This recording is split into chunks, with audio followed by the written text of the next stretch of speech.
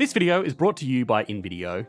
There are very few, if any, countries in the world today with more economic potential than India.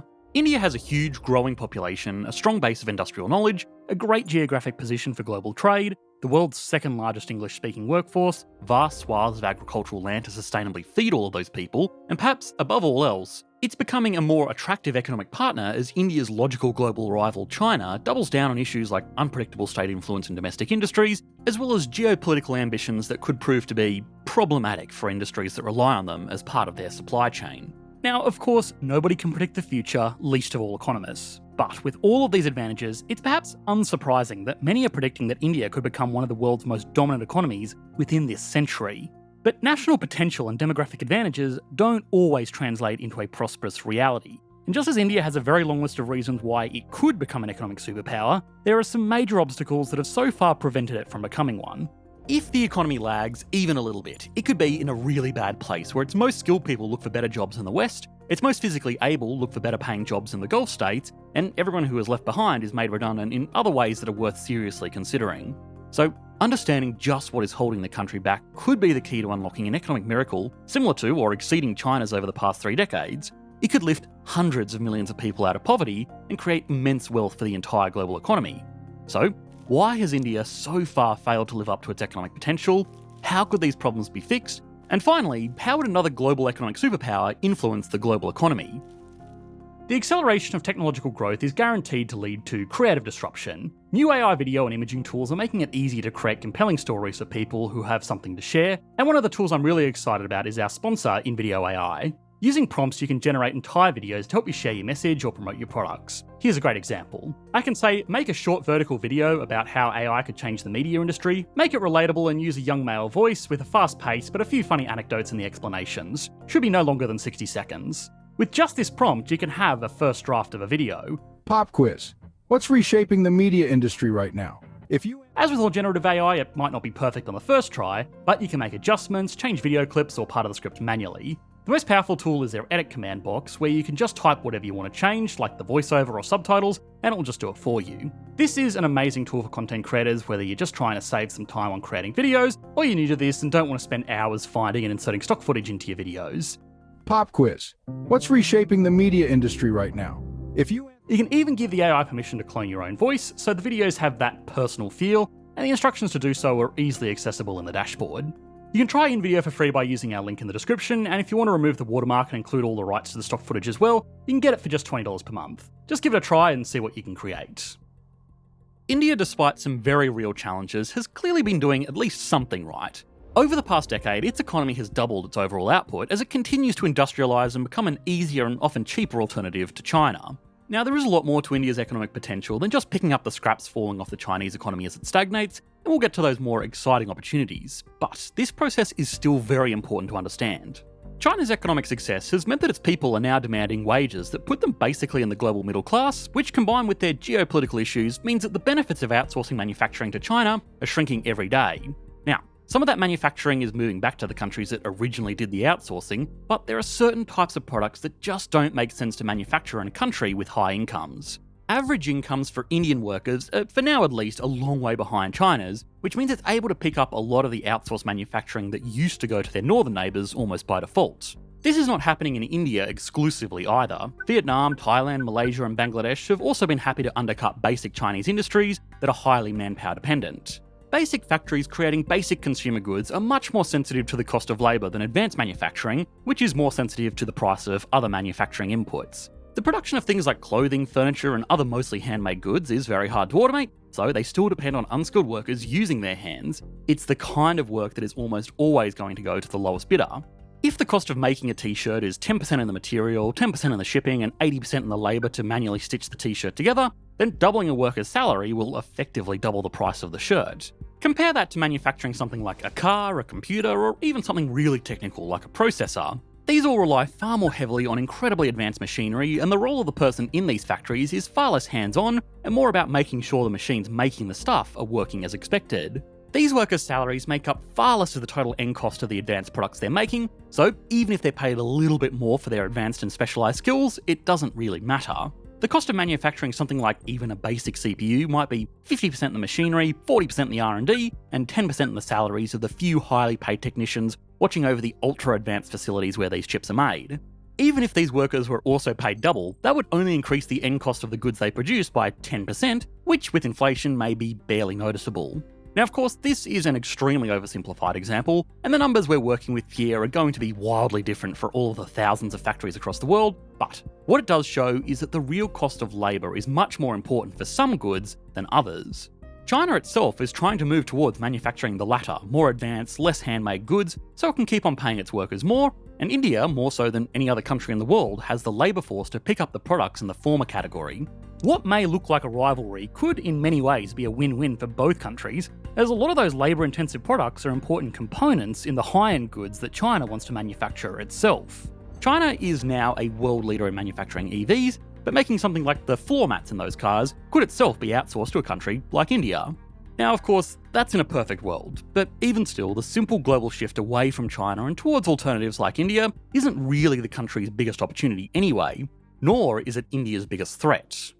India's biggest economic resource is its people. It's now the most populous country in the world, and beyond just sheer numbers, the average person in India is a lot younger than the average person in China, the only other country that really comes close. Young people are important because they're the ones that work and contribute to the economy and also start families of their own, where now a lot of countries have large populations that are too old to work and simultaneously too old to make more young workers. India also has a large English-speaking population, which means it can offer global services beyond just manufacturing in the world's most widely spoken second language. More so than exporting goods, the Indian economy's biggest opportunity is in exporting services. As more work is done remotely, it doesn't really matter if basic jobs get done in advanced economies with their higher salaries, or in places like India, where even if the work isn't done quite as well, it'll be done for 1/10 the cost.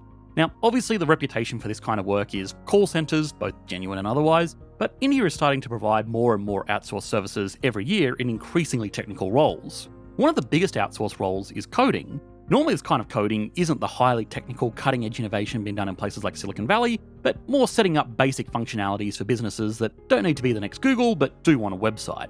This is a great source of foreign income that is endlessly renewable because it doesn't involve loading stuff onto ships and sending it across the ocean. But beyond that, it also generates something of a positive feedback loop in the economy. People who can get jobs doing services in English for large multinational corporations outsourcing work to India may not get paid as much by the standards of advanced economies, but they're paid a lot more than basic labourers, farmers, or domestic service workers. As the population sees the monetary opportunity of getting educated in these fields to secure these kinds of jobs, more people are going to seek out an education to get these skills to get these jobs, and for India as a whole, this means an even more productive workforce which can attract even more specialised jobs.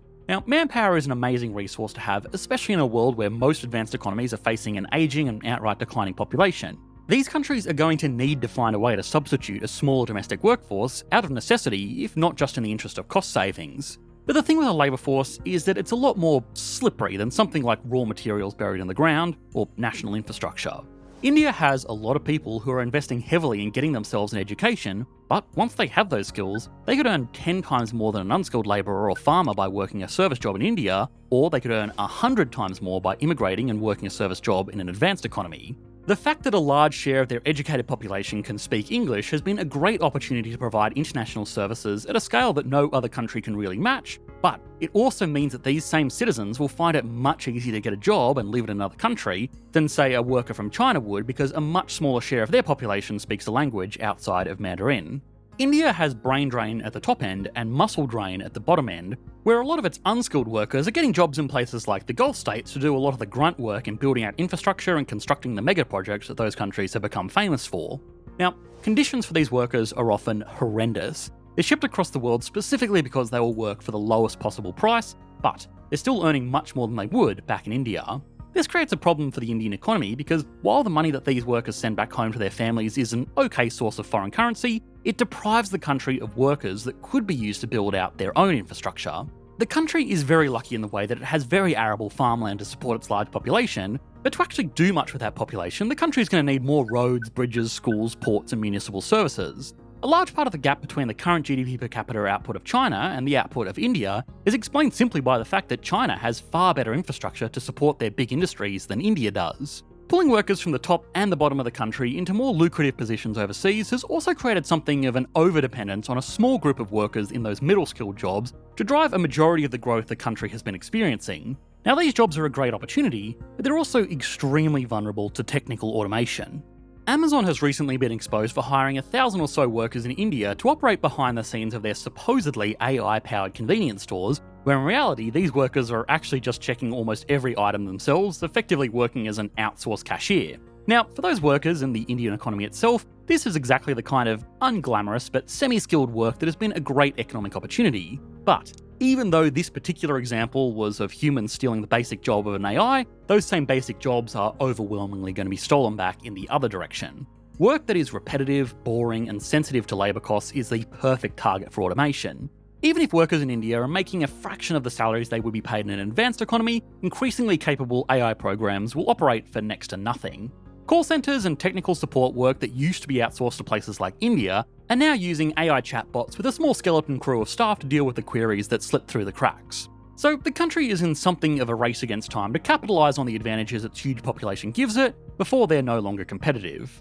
Beyond just the potential for cost savings, industries outsourcing work to India face something of a negative stigma, as it's generally seen as a purely cost-cutting exercise, often coming at the expense of the quality of the goods and services they are producing. Using AI to do the same sort of work makes companies seem even more impressive as innovators leveraging a new technology to increase productivity. Outsourcing to India bad, AI good, for some reason.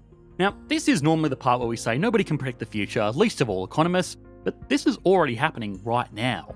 Already, millions of jobs have been lost, pushing workers back into unskilled labour roles that can't be done by AI, at least not yet. Now, beyond that, the true scale of what the latest wave of AI is going to be able to achieve is not yet known. It's possible that all of our jobs are on the chopping block, and the service jobs being done in India are just the first victims of this inevitable march of progress, but while this may be India's biggest external threat, it's perhaps far less important than the country's internal weaknesses. Now, we've spent a lot of time exploring India's population because it is clearly one of the defining strengths of the Indian economy. However, this is perhaps one of the clearest examples of an economic opportunity not necessarily translating into an economic reality. India has a slightly larger and far younger population than China, so it would be reasonable to expect that it would have a larger or at least comparable workforce. However, China actually has a workforce roughly 40% larger overall. To understand why, it's important to first understand what a labour force even means, which is simply the total number of people currently employed or currently unemployed but looking for a job. The people left behind are either too old or too young to work, don't want to work or don't need to work because they're independently wealthy or supported by their family, or people who can't work because they are disabled. Putting the labour force over the total population gives economists the labour force participation rate. Simply put, India has a real problem with a large share of its population not working.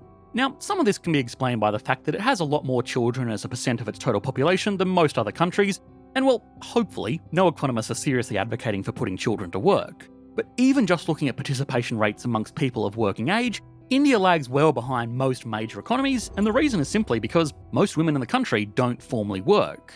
Now, partially this is because they can't. Millions of Indian households don't have the amenities to make domestic work faster or easier. A lot of food is still prepared from scratch and cooked over a wood stove, clothes are cleaned by hand, and all of this takes a lot of time and effort, meaning that once this informal work is done, there isn't much time left for women to work in a formal job as well. Now, a lot of this is also cultural. And look, it's not the role of an economist to say what's right or wrong here. There are genuine quality of life benefits to not having dual income households be the norm. But in terms of realistic economic potential, having so much of the population unwilling or unable to contribute to market output is a major challenge. What's particularly puzzling is that a lot of women in the country have received a good education, and yet they overwhelmingly don't participate in the labour force. Certain economists have argued quite convincingly that the advent of the washing machine did more for the global economy than the internet because it was technologies like that that allowed women to enter the workforce, effectively doubling the amount of people producing stuff.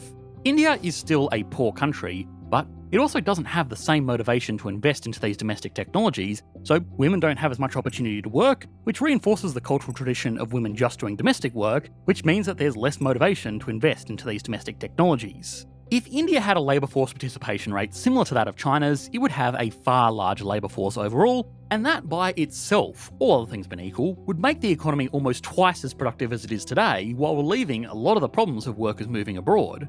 Now, India will still likely be one of, if not the largest economies in the world over the next century, just by virtue of its sheer size. But top-line output figures won't mean much if most of that wealth has just been created by a small group at the top while the rest of the country struggles. These issues can be addressed with good policy, but the country is also notoriously hard to govern, even if its politicians had nothing but best intentions. Now, as the country grows and absorbs a lot of the industries of China, it too is going to need a country to outsource its work to, and Bangladesh has appeared to be the logical target for that. We made an entire video on Bangladesh last month that is also definitely worth watching, because it's yet another country in the same region that should be way more successful than it is, but has fallen behind for slightly different reasons that either way will still influence the future of both of these countries. You should be able to click to that video on your screen now. Thanks for watching, mate. Bye.